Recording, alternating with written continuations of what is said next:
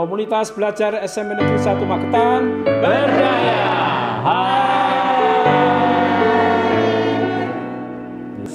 Biar tidak ngantuk ya. Kita ulangi ya. Selamat pagi semuanya. Pagi. Yeay, gitu ya. Tema kita adalah komunitas belajar dalam sekolah.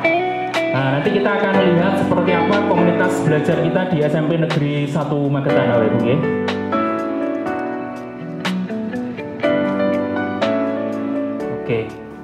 Oke, Bapak Ibu, bisa dipersani ke layar. Nanti semakin cepat nanti kita bisa akan mengakhirinya tepat waktu, nggih.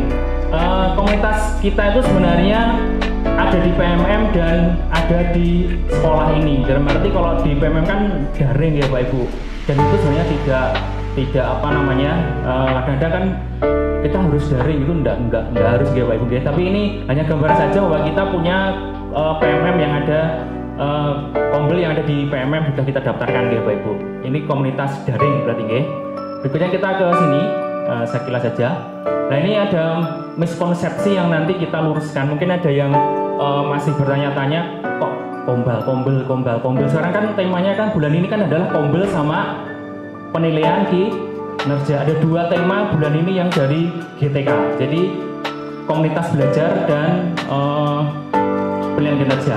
Oke, sekarang kita akan lihat di sini bersama-sama mana miskonsepsi nanti yang akan saya tunjukkan. Jika nanti itu tepat atau benar, berarti nanti jangan jawab mantap bosku gitu nih. Tapi kalau nanti misalnya ini salah, berarti jangan jawab ambiar guys. Tapi tangannya gini, ambiar guys. Kalau mantap bosku tangannya gini, gitu ya. Oke, kita akan lihat bersama-sama. Ini untuk memahamkan kita terkait kombel itu apa sih sebenarnya, gitu ya. Kita lihat miskonsepsi yang pertama.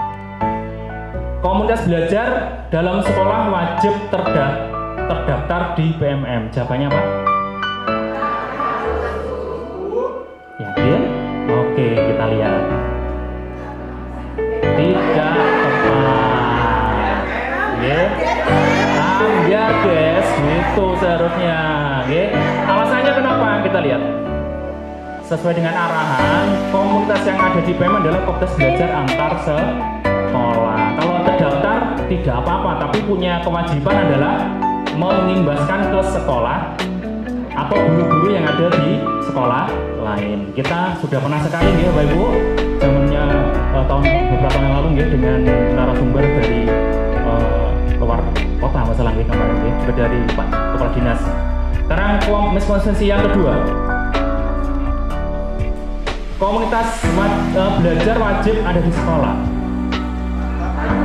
Mantap bosku. Yuk kita lihat. Nah, alasannya dari sini sesuai dengan surat edaran Direktur Jenderal GTK nomor 4263 sekian bahwa komunitas belajar dalam sekolah yang berpusat pada pembelajaran murid dengan siklus inquiry itu harus dimiliki oleh setiap sekolah. Berarti semua sekolah wajib. Sekarang memang seperti itu.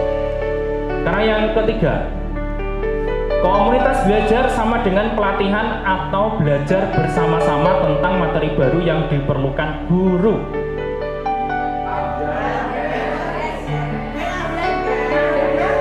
Ayo yang kompak yang belakang itu belum. Kita lihat jawabannya.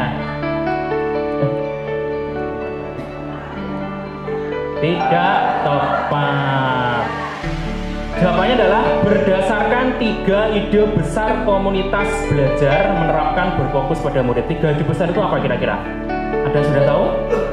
Belum. Nanti kita lihat ya. Berikutnya miskonsepsi yang keempat.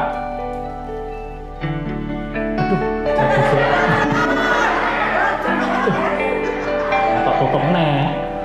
Komunitas belajar dalam sekolah wajib di-SK-kan oleh Dinas Pendidikan dan untuk mendukung eksistensinya. Ya, tak contoh nih jawabannya tidak tepat karena fokus kegiatan pada murid dan menjadi yang utama adalah sehingga tidak bernilai. Jadi tidak bernilai administratif. Jadi tidak harus dengan dinas, okay? Tidak ada SK dari dinas. Oke, yang berikutnya. Ini kayak nakal nih, Bu. Sebelum menjalankan komunitas belajar, guru perlu bersepakat menentukan topik dengan melakukan refleksi awal tentang pembelajaran murid. Mantap bosku, tepat. Alasannya sesuai dengan siklus inquiry dalam pengelolaan komunitas belajar, yaitu refleksi awal, perencanaan, implementasi, dan evaluasi. Nanti kita akan belajar secara sederhana, jadi tidak usah terlalu teoritis supaya nanti bisa dipelajari. Yang berikutnya, kegiatan Kombel dalam sekolah membahas apapun terkait murid, guru, dan sekolah. Saya lagi yuk. Kita lihat. Tidak tepat. Apapun itu apa? Nanti kita makanya di sini kita akan membuat pemahaman yang sama, mengacu pada 3 ide besar komunitas belajar. Jadi ada 3 itu yang jadi pembahasan dalam Kombel. Jadi jangan arisan, jangan bahas wisata, jangan bahas jalan-jalan di Kombel. Ya nanti di luar Kombel seperti itu, Oke, berikutnya PTK hanya dapat mengikuti 1 komunitas saja. Nah, dijawab dong, 1, 2, 3. Ambiar bosku. Ambiar guys. Tidak tepat. Jadi bisa per mapel. Jadi nanti setiap guru kan pasti akan menjadi anggota Kombel kita kan secara keseluruhan di SMP 1 kan. Tapi juga menjadi anggota Kombel per mata pelajaran. Dan juga dengan lintas sekolah, Yang terakhir, Kombel dalam sekolah dapat dibentuk dan dilakukan apabila sekolah memiliki guru penggerak atau penggerak komunitas. Yuk jawaban sih bener toh, biar gitu ya. Yuk kita lihat. Tidak tepat. Jawabannya apa? Tidak perlu menunggu guru penggerak atau penggerak komunitas karena prinsip dari komunitas belajar adalah budaya, kolaborasi, dan tanggung jawab kolektif. Kalau ada guru penggerak gimana? Lebih bagus lagi seperti itu. Berikutnya. Kita tidak usah ice breaking karena waktunya mepet. Tidak usah, sekilas saja. Oke, kita akan lihat di sini, Pak Ibu. Kita cermati bersama-sama dalam waktu yang singkat. Tujuan dan hasil yang diharapkan memahami pentingnya peran komunitas belajar atau Kombel dalam sekolah sebagai dukungan implementasi kurikulum merdeka. Jadi Kombel itu untuk menyukseskan kurikulum nasional atau kurikulum merdeka. Hasil yang diharapkan adalah catatan proses, aktivitas, refleksi, dan rencana tindak lanjut. Kita lihat. Ini dengan alur merdeka, Bapak Ibu yang guru penggerak pasti paham alurnya. Sekarang apa yang Bapak Ibu ketahui tentang Kombel? Nah, setelah ini kita akan masuk ke kelompok. Sekarang Bapak Ibu bisa kumpul di kelompok mata pelajaran masing-masing. Silahkan mengambil tempat.